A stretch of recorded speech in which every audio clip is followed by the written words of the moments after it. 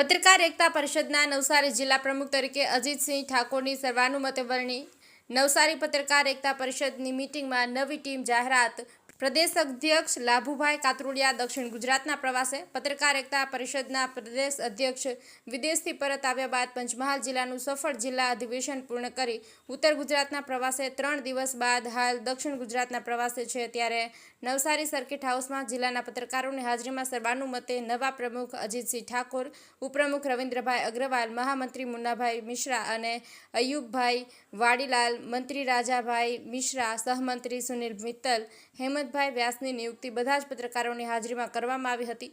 તમામ નવનિયુક્ત હોદ્દેદારોનું અભિવાદન કરી સૌએ શુભેચ્છાઓ પાઠવી હતી। નજીકના દિવસોમાં સફળ અધિવેશનની ખાતરી આપી હતી।